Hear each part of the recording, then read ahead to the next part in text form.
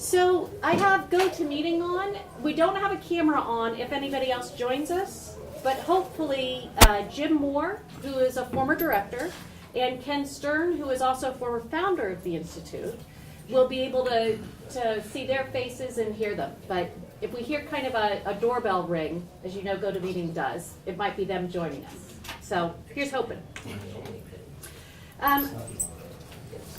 I also wanted to mention that if you haven't met Jim before, this Jim Ryan,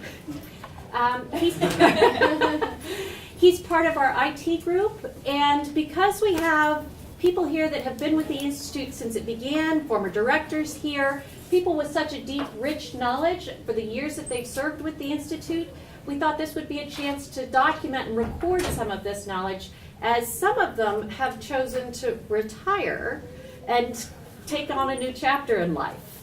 So we want to be able to make sure that we can capture some of that. Wonderful. So I'm going to grab one more chair, and I'll be right back. Oh, Jim, can you do you need that chair? Okay. I'll be right back. And Ron, would you start with introductions for everybody? Sure, so I just go around, will Yeah. that make sense? Okay, yeah, I'll start. I don't know why Christine picked on me. I'm Ron Large. There's somebody. Yeah, somebody's just joined. I'm Ron Large, I'm the Associate Academic Vice President. And in some sense, I'm a liaison between the Institute and the university under the AVP's office. So, and I'll talk a little bit more about, not in any detail, but sort of about some key themes to be thinking about in terms of that connection, that relationship. So, but we'll do that in a few minutes. So, we'll go to my right. My name is Laurie Dedman. I'm a graduate student with organizational leadership, and I am the graduate assistant for the hate studies. I'm Molly Pepper. I am on the management faculty in the School of Business and currently serving as Associate Dean for undergraduate programs there. I'm Adrienne Lighthouser. I teach business ethics for the School of Business and I'm new to this board.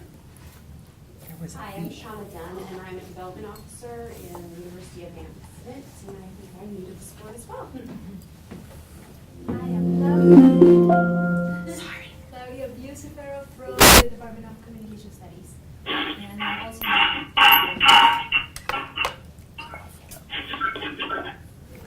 Hello?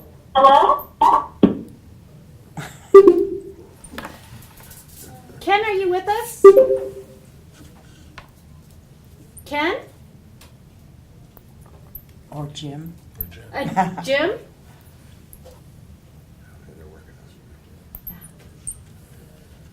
Okay, continuing the introductions, I'm Jim Boyce. I'm the Assistant Vice President for Mission. Can you hear me? Oh, there we go. Yes, is this Ken?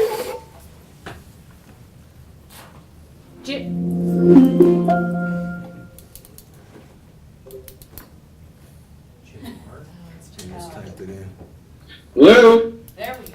We can hear you. Can you hear us? Oh, I can hear you as well. Very good. So I believe that we have two people that will be able to do introductions after we hear from Father Boyce. So, Assistant Vice President for Mission, I'm also the Rector of the Jesuit community, and was just invited in to be with you today. I'm Larry Weiser, and I used to teach at Gonzaga Law School, and I was director of the Gonzaga Clinical Law Program and worked all 34 years in the clinical law program, and I'm also a member of the Jewish community here, and that should do it. Pavel Schlossberg, I'm Assistant Professor in the Communication and Leadership Studies Department, and I am new to the board. So I'm Judy Robinsteiner. I work in University Advancement. I've been at Gonzaga about 5 years and on the board pretty much since then. So welcome to everyone new and thanks for being here. I'm Charlie Pepitone. I'm in Theater and Dance Department and I'm also new. I'm Casey Adams. I'm a graduate student in the Organizational Leadership Program, and I'm a graduate assistant for the Institute. Sounds like a fish. Well, I think that was Ken, and I muted. Ken? Yeah, hi. Can you turn Hi, everybody. I'm Ken Stern. I'm the executive director of the UCC Karen Rosenberg Foundation. And I've been involved with the Institute since its founding. I was for many years associated with the American Jewish Committee. Thank you. And Jim, do you want to introduce yourself? Yeah, this is Jim Moore, and you can hear me okay? Yes. Perfect. Yeah, I'm the Dean of Student Development over at Olympic College in Bremerton, and I've been involved with the Institute, I think since, gosh, when did I get involved there? 2006, as a grad assistant originally, and so been involved for a while also. Wonderful. And Jim and Ken, if you'd like us to see your faces, you could turn your camera on if you want. Okay, I didn't know how to do that, but I could do that. Let's just see. So the circle in the top right corner that looks like a box with a triangle. There you go. So, here we go. I think this will work. Here we go. Ken! Yes. Hi. Welcome to Brooklyn. No bagels this time, though. And there's Jim. The virtual ones, but they don't taste so good. Yeah. Ken, is your office in Brooklyn? He lives in Brooklyn. I know. Always home, probably. Well, we have a very full room today, and I am really just so appreciative of your time and commitment to be here, your commitment to be a part of the Institute, and to thinking about how we can move this project forward with the university, how it fits with the university, how it adds value to the university. So I've had a chance to talk with all of you individually, one way or another. We thought that we might gather from 3 to 4 o'clock to do some kind of onboarding orientation kind of work, and then from 4 to 5 o'clock also to be able to do some planning with the goal of knowing people's names or stories and the story of the Institute, and the goal of having a set of objectives for what we're going to accomplish during the 16-17 academic year. So I think we can do it. I know it's ambitious, but I am really, really excited about the people that are at the table. And so one of the things I think that we might start with is maybe an introduction from Ron, who might talk about the university's commitment and expectations for the Institute. Yeah, George and Jerry and others will talk about kind of the history and background and how we got here and lots of things like that, so I won't go through that. What I want to do is just pretty brief, and I want to raise sort of this in the context of some themes, issues that we certainly need to be thinking about and addressing as the Institute moves forward. So I just want to kind of lay these out for you. It's not like a formal presentation. Christina sort of alluded to this already. I mean, what's the value of the Institute to the university? How does it add value? And I think that's really still the key and critical question. I think, to turn that on its head, what we want to avoid is having the Institute be seen as sort of this disconnected, unrelated entity that's out there somewhere that does whatever it does, and there's no real relationship to the university. That's not where we want to end up. So, to not end up there, I guess, just some questions for us to think about. So, how do we then integrate the Institute more fully into the life of the university, and what might that look like? So, I mean, we have the journal, and there's been the conference. Are there other things that might be addressed in the planning process that we talk about in the next hour? So, more specifically speaking, how does the Institute connect to faculty? How does it relate to faculty teaching and faculty research? So we've had the course before. Molly's been instrumental in doing a lot of that, the Why People Hate course, and a lot of you have been involved in that in one way or another. Are there other avenues or other approaches that we could develop that would sort of expand that connection in terms of both teaching and research? So it's important to think about that. So in some sense, I guess what I would be saying, how do we establish the academic foundation and credentials of the Institute that can connect more explicitly and directly with the university, so that relationship becomes more solidified? So as I said, we're not just something off here, out there, doing whatever it is we do. I think that's important. I think also it's important, and this might also come up in the planning process as we think about it, what are some funding possibilities to sustain the Institute over time? I mean, the budget's an issue, we need to talk about that. What are some of the funding sources that we might be able to tap into? How might we do that? Who could we utilize? So I think that's another question that we need to think about in terms of sustainability, over the long term and how we might address that. So as I said, I'm going to be brief because I think we need to spend some time orienting people and talking about the Institute and its history and kind of raising some questions. But I think that's the key. How do we integrate the Institute more fully into the life of the university so it can actually do what Christine said, is to add value in terms of what it is that we're doing. So I think there's a lot of nice mission ties that we can develop and think about that in the context of perhaps programming. We're not a degree grant, we don't grant degrees, we don't give out those, but we can work with students and faculty, I think, in a variety of different ways. And I think as we begin to strategize about that, those will surface for us. So that's really all I have to say. Oh, I will say one more thing. I always do this. It's not there. Patricia, the AVP, she's committed to the Institute, so I do want to make that clear up front. She wants it to succeed, but she also wants it integrated, more academically in terms of what it is that we're doing at the university with regard to educating our students. That's really important for her. So I think if we think about how to do that, that will be critical for us. So I'll stop at that, and Christine, we can move on. Great. Well, thank you very much. I think it's so important that we hear the commitment of the university to the institution and its future. And I think the participation long-term by many of the people here, and also the participation by the academic vice presidents, associate academic vice presidents, I think is really telling to how much backing we have and the potential that we can create. But to do that, it probably would be helpful to know what's come before and to know what's been done, to understand where the Institute came from, where the journal came from, where conference and events came from. And so George and Jerry, and possibly Jim and Ken as well, if you could take us on some stories and trips through history with the Institute, it would be wonderful. Great. Well, I was one of the founders of the Institute back in the 1990s. I have like 3 paragraphs I'm going to read to you here, not because I don't know the content, because it's focused and I wanted to make sure I didn't miss something.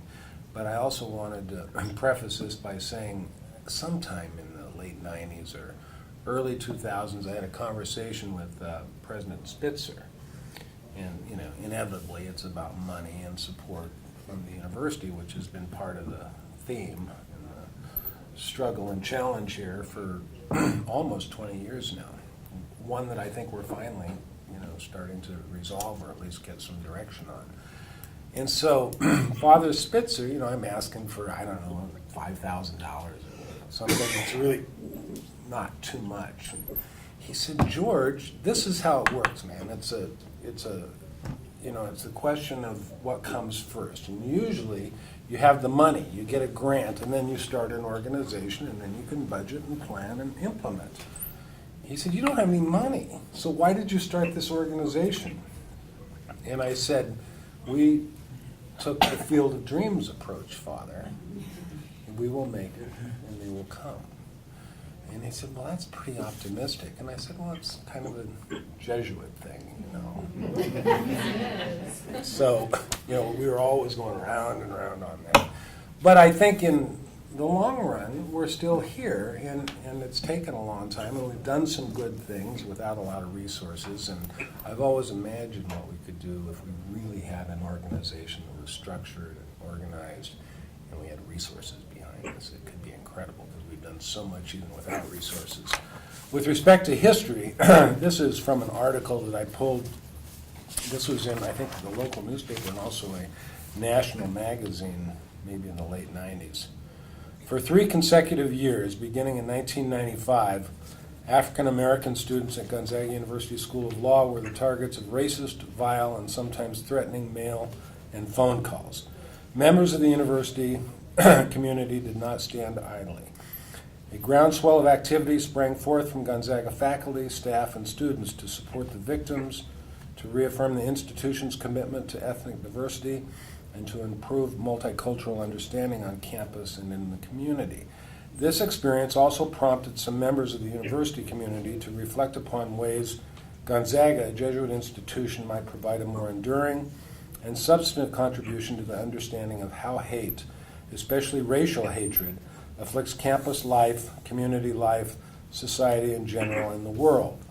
What are its causes, its characteristics, its operational profile, its effects? How can it be counteracted? What can the various disciplines, from religious studies and law to psychology, history, and anthropology, contribute to our understanding of hate and its prevention? What research should be done on this subject? What can institutions of higher education contribute to education theory and practice in relation to teaching about and eliminating hate both at the post-secondary and K through 12 levels? The committee, or a committee comprised of Gonzaga University faculty, staff, and students, started meeting in early fall 1996 to discuss ways of responding to the problem of hate and hate crimes. This core group sponsored a campus-wide forum in March 1997, attended by approximately 50 faculty members and administrative staff from virtually every university, department, and school to generate and share ideas. This forum resulted in a report which became the subject of further discussion, critique, and refinement by a smaller group of national experts on bigotry and hate at a conference at Gonzaga in May 1997. That group included representatives from the Southern Poverty Law Center, the American Jewish Committee, and the Northwest Coalition Against Malicious Harassment. This process resulted in creation of a board of advisors, including national experts, and a recommendation that the university create and sponsor an institute for the study of hate. During the summer of 1997, several doctoral students in the School of Education evaluated the proposal and made recommendations concerning program design, structure, personnel, and funding. The outcome of the above-described process was a decision by the university trustees in December 1997 to approve and implement what is now formally called the Gonzaga Institute for Hate Studies, formerly called Gonzaga Institute for Action Against Hate. A little bit controversial as well. So, that's sort of how we started in a nutshell. And it was all volunteer. It was just people getting together and figuring out whether we could take this idea and turn it into something meaningful and make a difference both within our own community here in Eastern Washington, but also in the larger academic world and in the world of relevant work and across disciplines that was being done with respect to issues involving hate. We had an advisory board from the very beginning, and we had lots of different directors along the way, of which, 3 are here. Jerry was a director. I was an original director. Jim was a director for several years. I don't think Ken was ever a director, but he was a big deal in all of this because Ken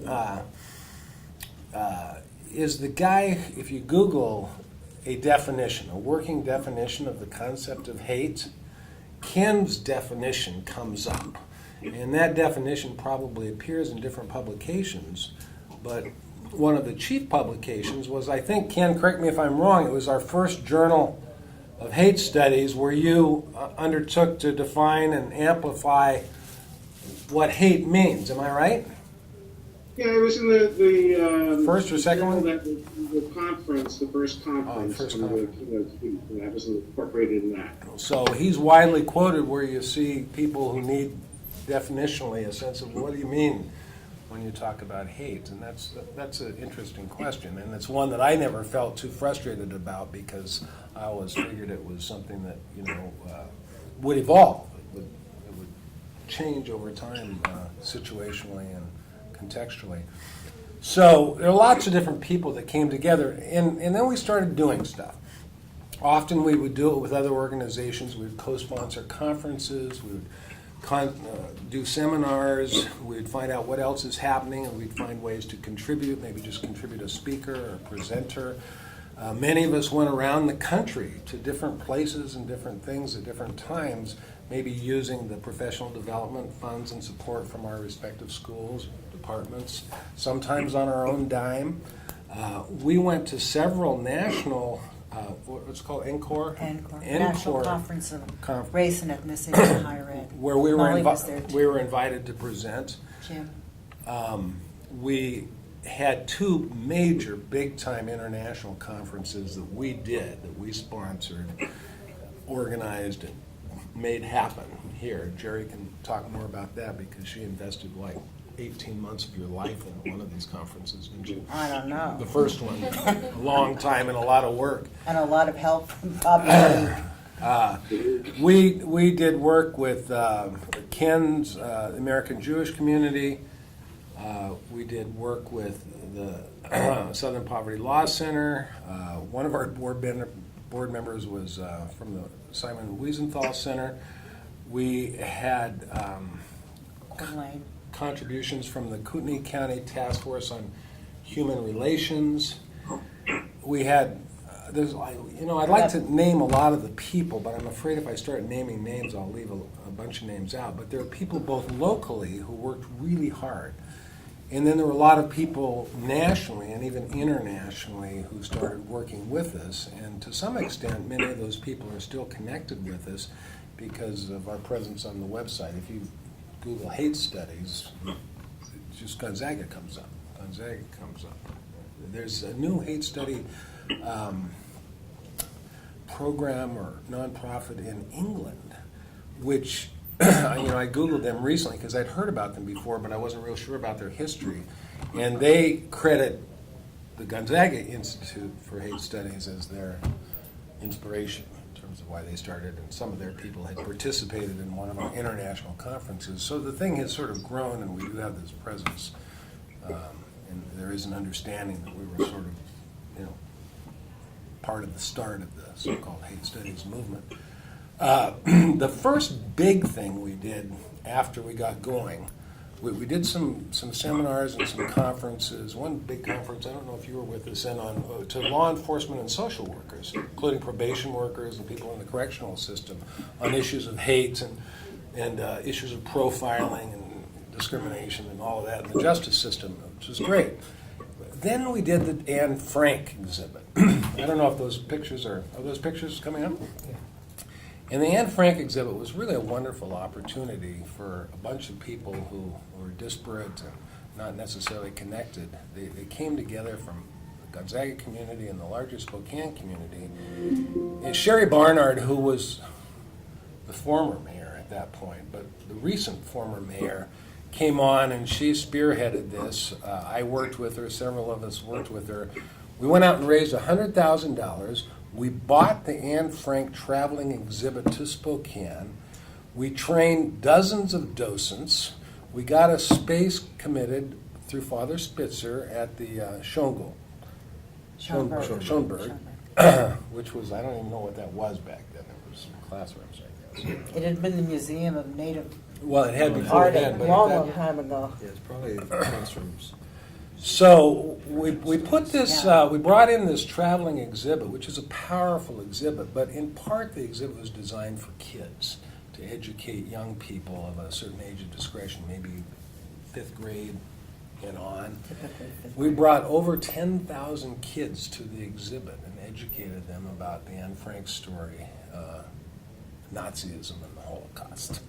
And it was very graphic, but there was a lot of information. There were a lot of good, trained, effective docents who were capable of, managing and dealing with the various age groups that came through. Kids came through organized class by class, typically with their teachers, but it was also open to the public. We were open, the exhibit, for I think about 5 or 6 weeks. 25,000 people came through the exhibit, just people from throughout. And it was well promoted, and the newspaper supported us, and there were a lot of private banks and companies who supported us as well. We didn't get, other than the space, any real support from the university. We did all of this on our own, which in retrospect was probably too bad, but it was a big deal and a great success. Great success. After that, we continued doing events, conferences, leading up to the first international conference on hate studies, which I'm going to let Jerry talk about. But before I turn it over to Jerry, I want to say this goes to what you're saying, and what I think Patricia is really concerned about. We have to be part of the university. It can't be some separate sort of outfit going off on its own, because we did that of necessity early on, because we wouldn't have existed and developed had we not just, created this thing and made it happen. But over time, we were constantly fraught with trying to answer the question, who are we? Are we Gonzaga? Are we some sort of separate nonprofit? Who legitimately should be expected to fund and support us? To what extent are we acting, those of us who are faculty members or part of the community, as employees of Gonzaga? And to what extent are we just to see ourselves as these sort of disembodied people in the community getting together, working around issues of hate? And that was, we'd have constant conversations about that question, but also the question of, is our primary goal and purpose to impact our local environment in terms of issues of racism, issues of discrimination, or is our primary goal to be a larger national sort of academic force in terms of creating a field of hate studies and expanding and developing that field, not just in this country, but internationally? And it became increasingly clear, but it took years for us to really struggle with this, that we probably couldn't do both. We could do both to some extent, but we couldn't be a major local human rights organization with a focus on, local hate crimes and police profiling or whatever emerges out of the local terrain, and also do what we wanted to do internationally, including our publication of the journal and all of that. And I think gradually what's happened is we've sort of become, I'd be interested in hearing your comments on this, as well as Jim and Ken, I think we've become more of kind of a academic, scholarly group that thinks about how to study, how to research, and how to teach about hate, more than getting on the phone and going down and organizing a protest on Main Street in Spokane, which is not to say that the organization can't and shouldn't do that, but again, you can't do it all when you have limited resources.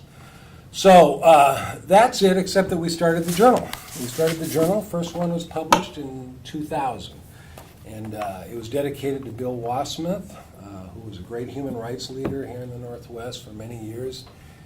He died of ALS in the early 2000s, and he was a great inspiration and a great contributor to getting this organization going. Wonderful guy.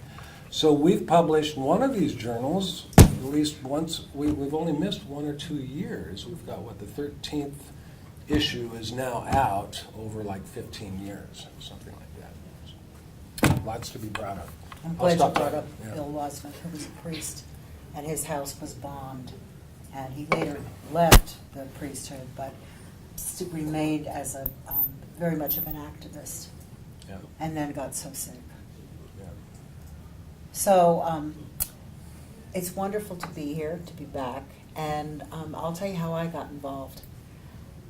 When George was really the person who brought the Anne Frank traveling exhibit here, and it was an amazing experience. It was very much of a community building event. We had a lot of support from the temple, and we had a lot of support from other faith-based organizations, and it was just a great community building event plus educational. So my name's Jerry Shepard. I'm in the School of Education. I've been here for many years. And I had been teaching about resilience. I was directing a program for teachers working with at-risk kids and became very interested in Holocaust survivors. And that's how I got involved, was because Eva Lossman, who became a member, sort of an honorary member of the board, and beloved to all of us, was a Holocaust survivor who came forward probably after being here for 50 years and started talking in Spokane, one of the few, about her experiences. So we got her involved, and I was mesmerized by her and her whole experiences. And the teachers, part of the Anne Frank exhibit was that we brought in so many teachers to have workshops on teaching about the Holocaust. And we had people from the Holocaust Center in Seattle, I think, that helped to support us with that. And then, of course, the star of the show was Eva coming in and actually talking about her lived experience. And So she was one of the ones of all the many of the meetings that we had. The title of the institute would often come up. Should we continue to have hate in the institute? We'd want to get money from some place, and some people would say, we don't like the title, or whatever. Eva was always the one, as a Holocaust survivor, who would say, you have to keep the word hate in here, because that's what you're talking about. So my involvement was not so much from a scholarly perspective, I would say, as from a connection with people perspective, for lack of a better way to say it. And was very much involved in some of the workshops that we put on, the first being the workshops for teachers about teaching the Holocaust, and then when the Museum of Art and Culture opened up, we put on some workshops on teaching Native American students, and did some really incredible workshops for teachers, and they were quite well attended at the museum, and this happened about the time that the Peoples of the River exhibit was on, talking about the 4 local tribes. So James Beebe, at that point, I think when I first got involved, George was the original director, then James Beebe, who was in the doctoral program, was the director for 1 year, and I remember going to him and saying, I really think I should be on the board. I can represent the educational perspective, blah, blah, blah. The next thing I knew, I was the director for 5 years. So anyone who's a graduate assistant here, be careful.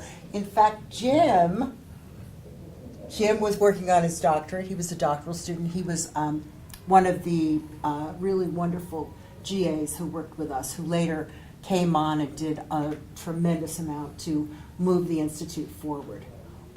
Ken and Ken's been there from the beginning. As I said, he used to bring bagels from New York when he'd come to these meetings. Although we know you might have had an ulterior motive in coming to the Northwest, which was fishing. Anyway, I think we really limped along for some of those years trying to get money. Bobby League, who was in the School of Education, helped us to put on the first conference that we put on. And she is the kind of person who has no problem going and asking people for money. The richer they are, the more she likes to ask them for money. And she's the most organized person on the planet. And so she helped us put on that first conference. I don't remember the year. George, you remember the year? 2004, wasn't it? I don't know. Was it 2004? And Ken was here, and we brought in people who were specialists around the world, not really around the world at that point, around the country, in terms of representing different aspects of different fields that address hate. And so that was the whole idea, is that how do we look at hate from a multidisciplinary perspective, with sociologists looking at it one way, people in religious studies looking at it another way, people in business looking another way.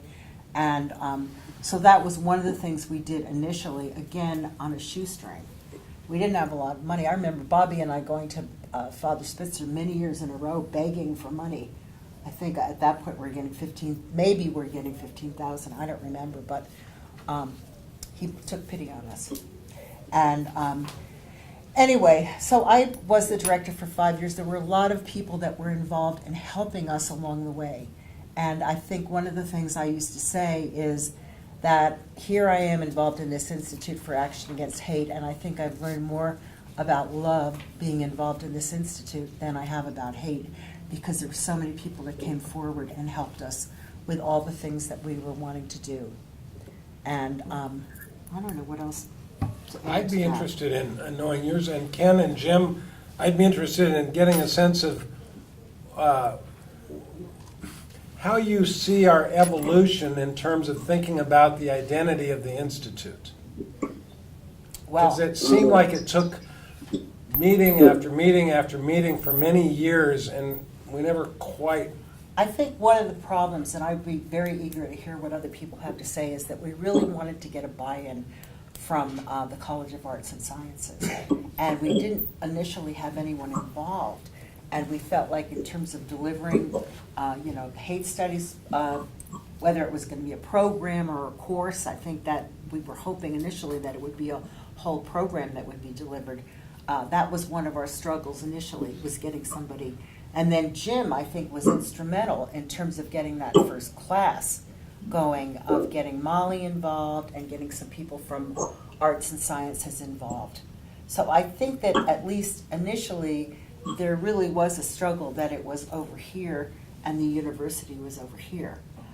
We had an office in the School of Education, and that was kind of right down from where my office was. But I don't know, I haven't been that involved in the last few years in terms of knowing now, but I think that class on Why People Hate, which of course was really initiated with people from arts and sciences, and then Molly's really the one who's taken that over in the business school, done a lot to promote that, because you have a class in business and then we have the other one. We do, that's true. Adrian talked with me in that class, but. George and Jerry, if you want me to chime in a little bit. Sure. I think your overview is spot on both of you in terms of the history. I only have one, a little bit of additional footnote to amplify what you said about the law school, because I think for those of you who do not have the opportunity to reveal, there's a little bit more to the backstory to this. As Jerry said, he had his house bombed when he stood up to the renovations, left the priesthood, and formed this group called the Northwest Coalition Against Malicious Harassment. And it was in the context of one of Bill's meetings. He would have a meeting that brought people from the Pacific Northwest who were police officers and educators and religious folks and others together on an annual basis for a major conference.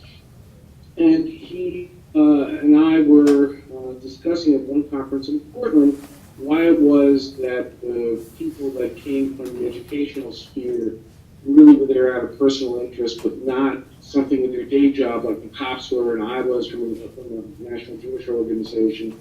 And wouldn't it be great if there was an educational center to really focus on the issues of nature from an interdisciplinary way, and maybe if it worked out really well, there would be some theories that would emerge that would be helpful to organizations like his, like the ADL and the Southern Poverty Law Center, the other ones that Jerry and George mentioned.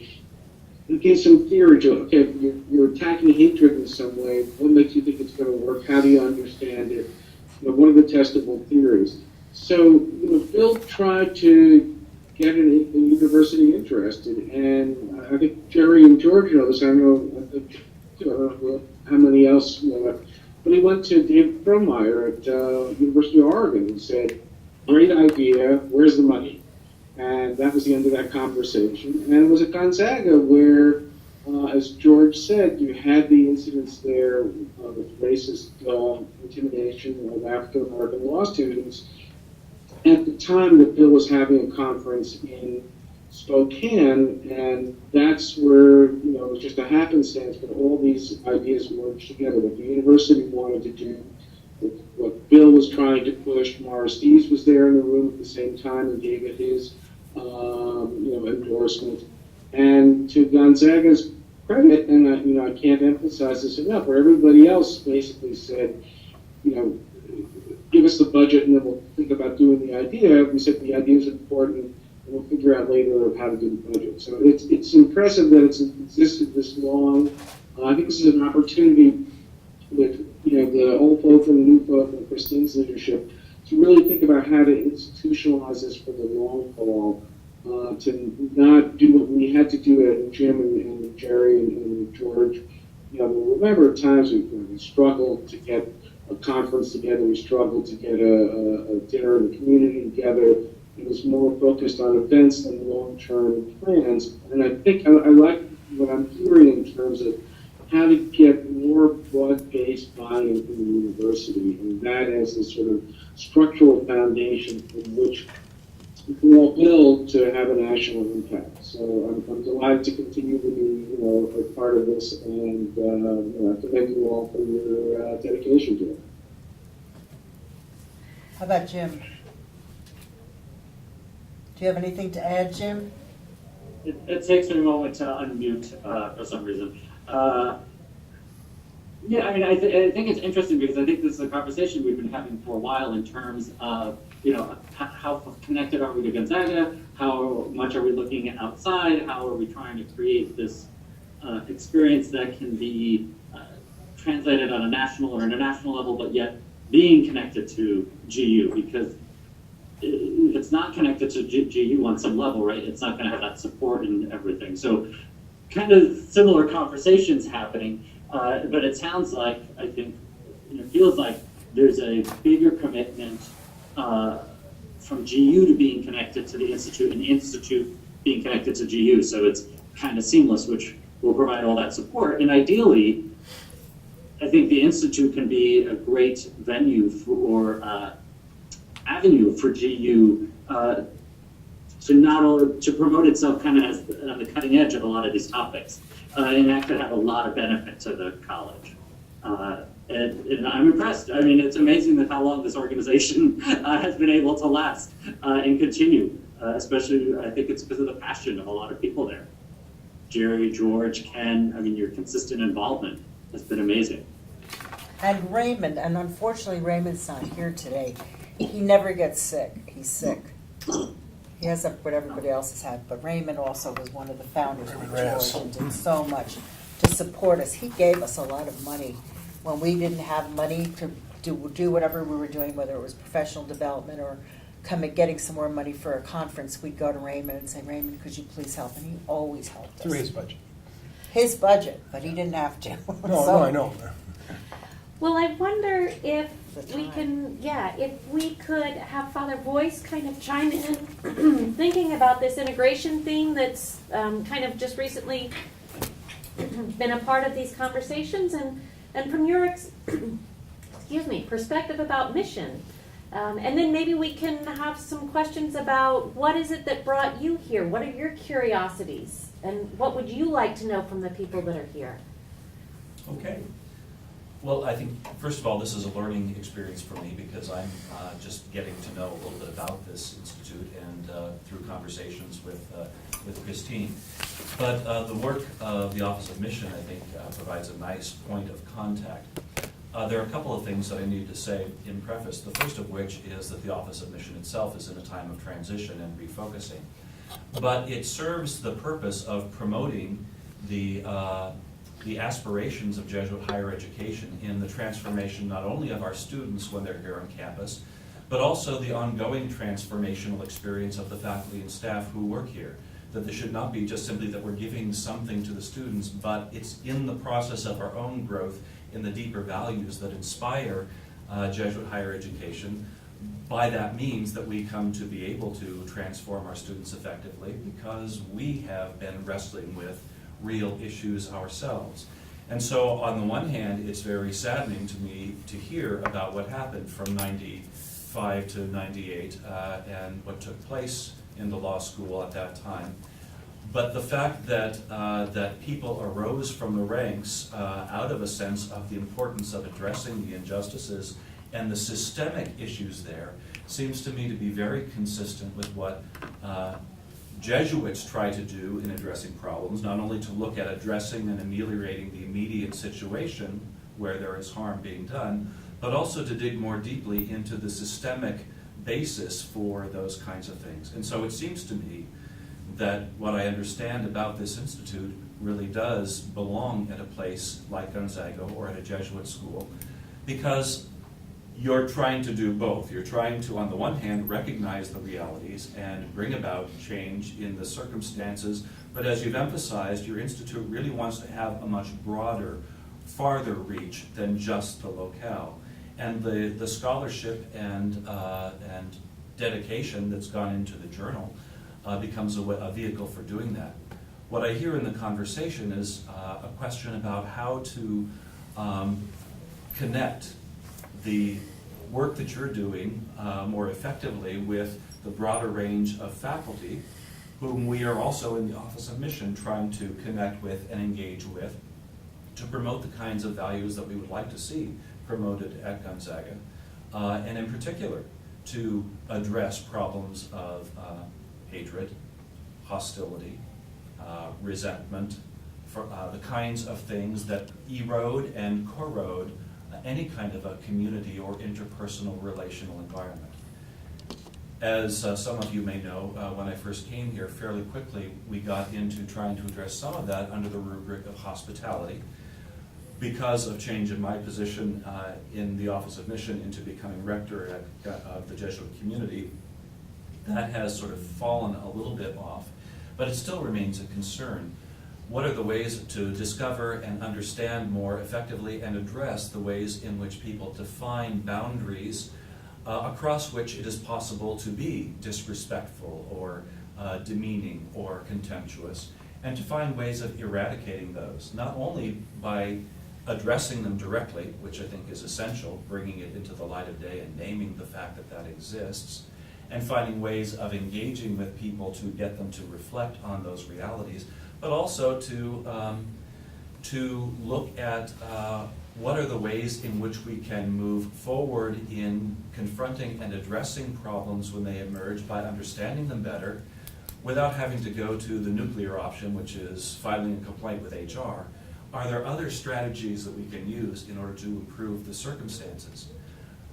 I think one of the resources that you have at your disposal that could be a basis for really good intersection on that is exactly what you're already trying to do, which is to bring scholarly reflection to bear, but to find ways of engaging with the faculty and the staff in getting exposure to that scholarly reflection and talking with one another about it, thinking about it, and taking the step of making an application to their own lives, all of which is a part of what you hear talked about as the Ignatian pedagogical paradigm. Having experience, engaging in reflection on the experience, deciding to act in certain kinds of ways, and then seeing how that changes the context in which you are operating so as to bring about further change. I think this is one of the ways in which the Office of Mission might be of help, is looking at programming, to work collaboratively on programming that can bring some of the scholarly reflection that you've been developing into the open marketplace of ideas that touches the lives of our faculty and staff, and helping to facilitate conversations that move from scholarly reflection into the living experience of the faculty and the staff, and from that then drawing further reflection into the scholarly work, so that it's not just a one-way kind of engagement, but that the scholarly reflection connects with the experience, which feeds back into the scholarly reflection, and that this can become sort of, for lack of a better term, sort of the petri dish in which the culture begins to grow. And hopefully some really good positive things can emerge from that to help Gonzaga and to help promote the kind of work that you're doing, which really does need to reach beyond the boundaries of this campus into the region and more broadly across the country and around the world. So those are some of my thoughts on the Office of Mission and its relationship to what you're doing here. For those of you who don't know, Father Boyce's background is in forgiveness. And so, as Jerry mentioned, you learn more about love in this process.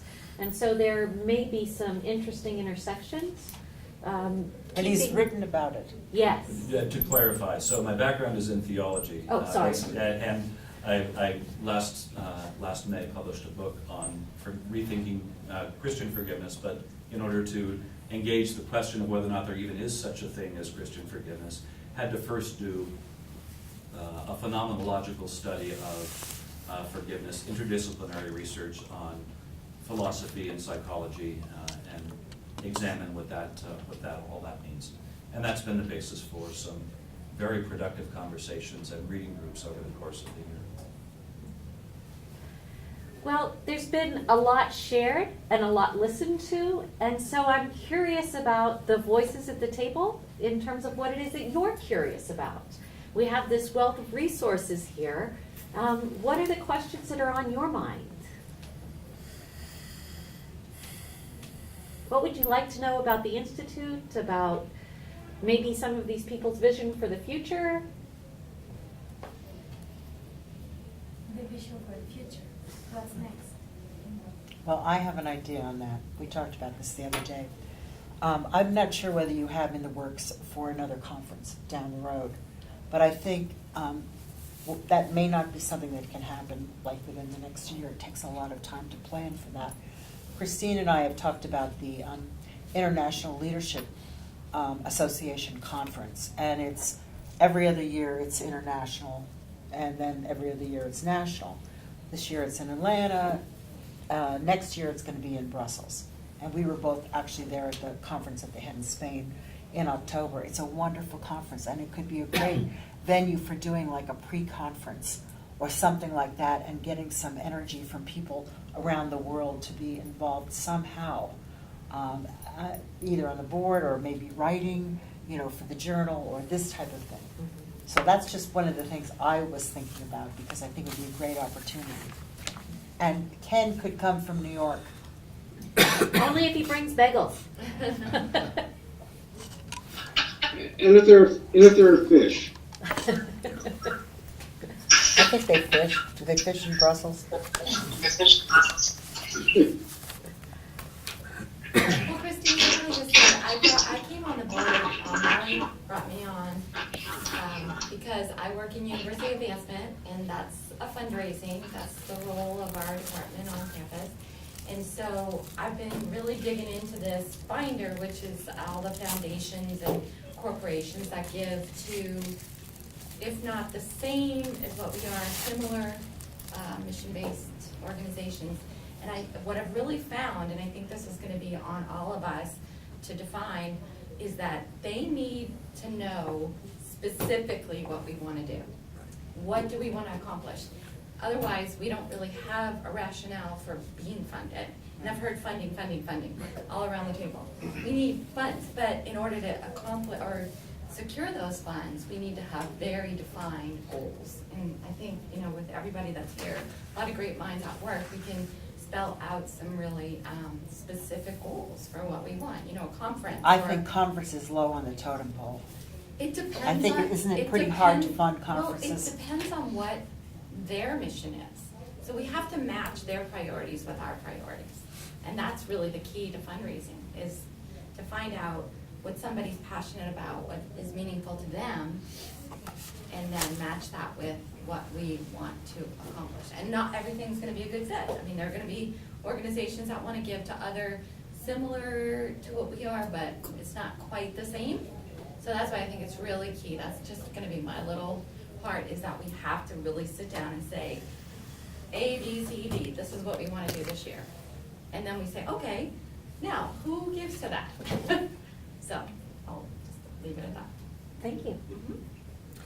I absolutely agree with funders' work, but I'd like to flip it on its head a little bit. To me, what would be really useful is if we had a long-range goal and then sort of work back in terms of what are the concrete steps to achieve it.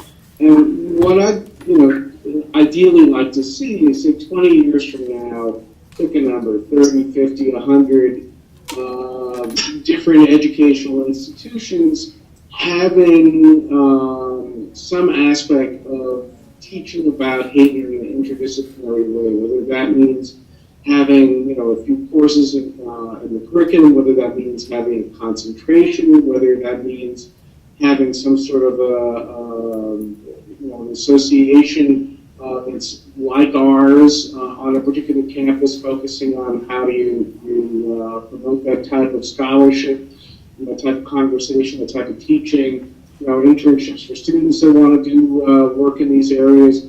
I'd love to see it very well institutionalized. And what I, hearing the early part of this conversation, what it seems to me is that perhaps the way to achieve that is dependent upon really having a lot broader and deeper buy-in from Gonzaga faculty. In other words, if more people started seeing what we were trying to do as something that was useful for them in terms of their academic pursuits, because they might be, whether an anthropologist or a sociologist or whatever, they see the value and increased focus on hatred, they might be the hubs through which we can reach out to these other associations.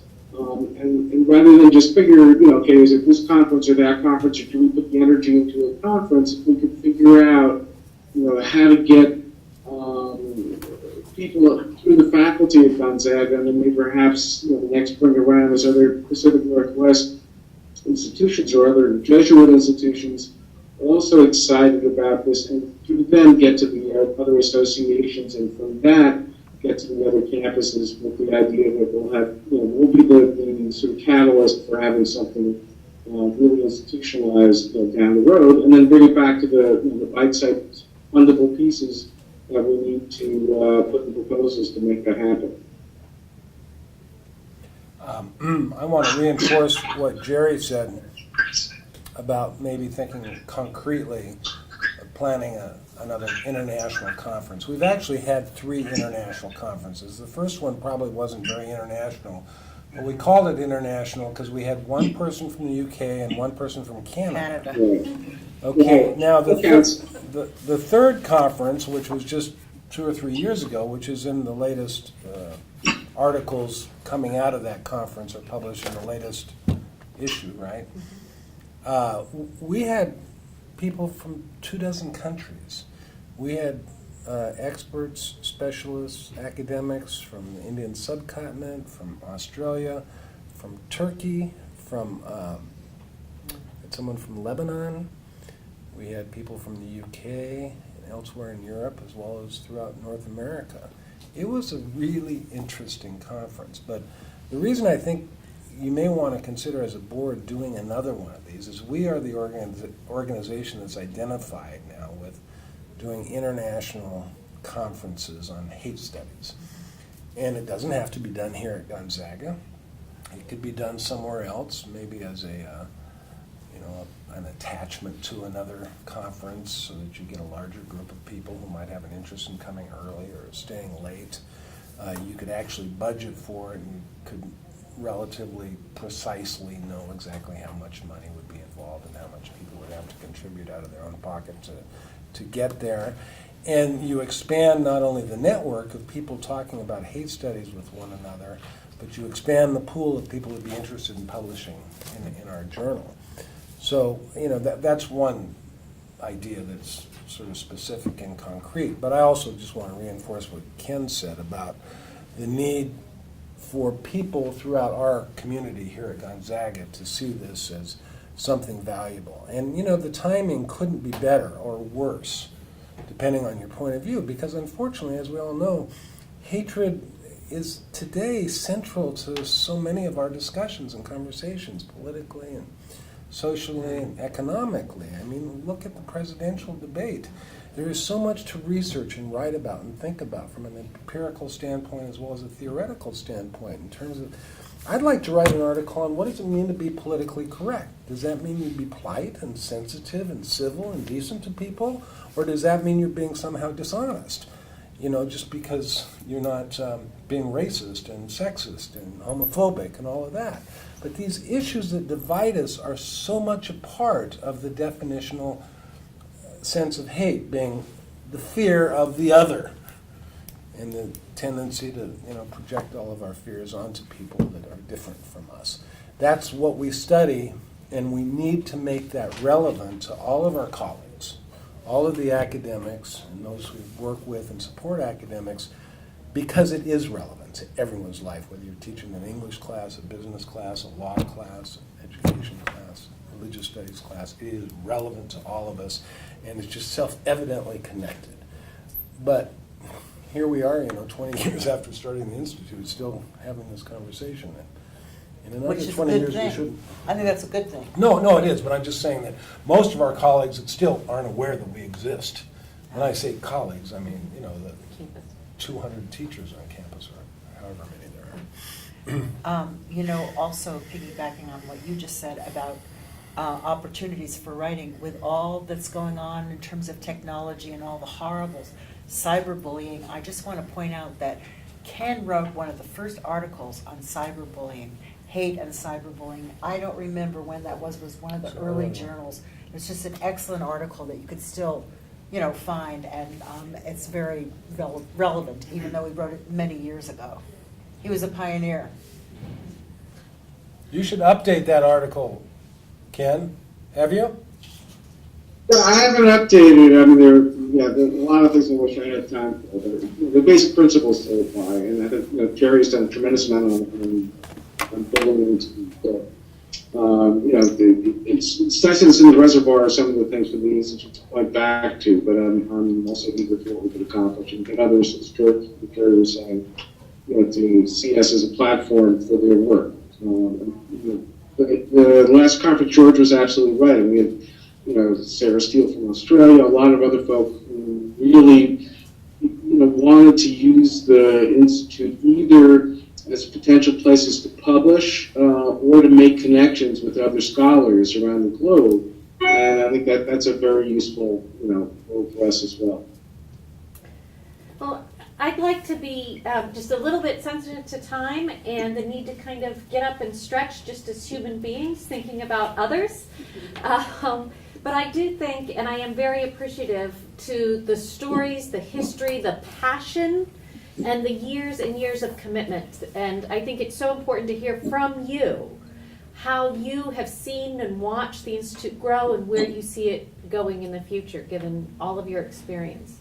So if we take maybe a 5-minute break and then get some drinks and food, virtual drinks and food, I hope, for the two of you, and come back, that'll be great.